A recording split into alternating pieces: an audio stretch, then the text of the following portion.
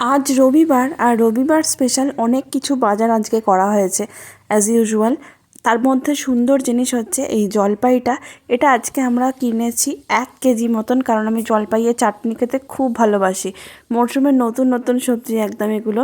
আর এখন দেখুন শীতকালে কত ধনেপাতা দিয়েছে 10 টাকায়। 10 টাকায় এর থেকে হাফ ধনেপাতা যা দেয় গরমকালে, ওই ডাল মেপে দেয়, একটা দুটো ডাল মেপে। তবে শীতকালে আমাদের এখানে প্রচুর ধনেপাতা দিচ্ছে 10 টাকাতে, একদম মন ভরে যাচ্ছে। তার সাথে এরকম সুন্দর সুন্দর বেগুন, তার সাথে রয়েছে কুমড়ো, টমেটো, এই সমস্ত হচ্ছে আজকে সুন্দর বাজার। আর কাঁচা লঙ্কাগুলো কিন্তু একদম ফ্রি। আমাদের এখানে ফাউতে তো কাঁচা লঙ্কা দেয়, এখন আবার ধনেপাতাও দিচ্ছে ফাউতে। যাই হোক, এগুলো অবশ্য কেনা ধনেপাতা। আজকে একটা সুন্দর জিনিস হবে, সেটা হচ্ছে মরশুমের নতুন সবজি জলপাইয়ের টক। তার জন্য জলপাইগুলোকে টুকরো করে নেওয়া হয়েছে। আর জলপাইয়ের টুকরোর সঙ্গে সঙ্গে কিন্তু আঁটিগুলোও চাটনিতে আমরা ব্যবহার করব। আর আমি জলপাইয়ের টক বললেও ব্যাপারটা কিন্তু আসলে চাটনিই হবে। কড়াইতে সর্ষের তেল গরম করে এর মধ্যে ফোড়ন হিসাবে শুধুমাত্র 5 ফোড়ন দেওয়া হবে।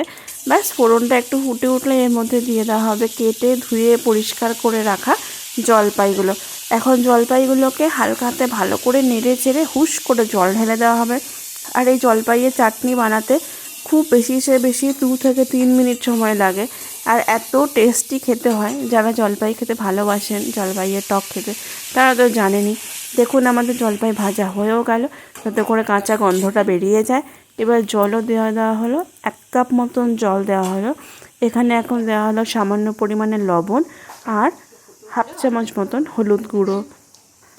অলরেডি ফুটতে শুরু করেছে, আরও একটু ভালো করে ফুটবে।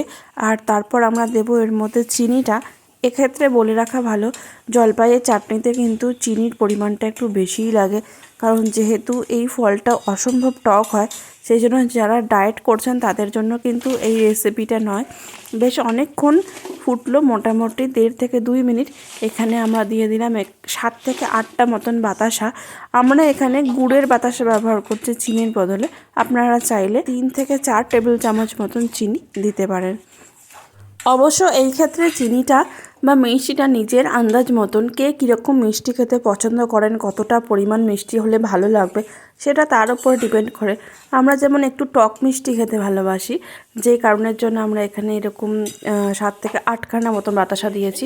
আর দেখুন অলরেডি বলক আসতে শুরু করে দিয়ে, আর এটা হচ্ছে নেক্সট টাইম বলক, মানে হচ্ছে সেকেন্ড টাইম। আমাদের কিন্তু জলপাইয়ের চাটনি একদম রেডি হয়ে গেছে। ব্যাস এইভাবে 3-4 মিনিট ফুটিয়ে নিলেই বাকি যে জলপাইটুকু আছে সে ভালো করে সেদ্ধ হয়ে যাবে। আর আমাদের চাটনিও কিন্তু একদম রেডি হয়ে যাবে। তো এরপর ঢাকা দিয়ে গ্যাস অফ করে 5 মিনিট স্ট্যান্ডিং টাইমে রেখে গরম গরম নামিয়ে পরিবেশন করুন। আবার এটা আপনারা স্টোর করতে পারেন 7 দিন মতন ফ্রিজে। তবে যেহেতু এখন শীতকাল, সে কারণের জন্য বেশ অনেক দিনই কিন্তু এটা বাইরেও ভালো থাকে, মোটামুটি 3 থেকে 4 দিন মতন, যেহেতু চাটনি। আর এই দেখুন আজকে আমাদের শো স্টপার এরকম সুন্দর জলপাইয়ের টক বা জলপাইয়ের চাটনি, যেটা খেতে দুর্দান্ত হয়। এখন আমি বসে পড়েছি একদম গরম গরম চাটনি আর তার সাথে গরম গরম লাঞ্চ নিয়ে। চলুন তাহলে খাওয়াটা শেষ করে নিই, আর ভিডিওটা তাহলে এখানে শেষ করছি। সবাই খুব ভালো থাকবেন, দেখা হবে খুব শিগগিরই, টাটা।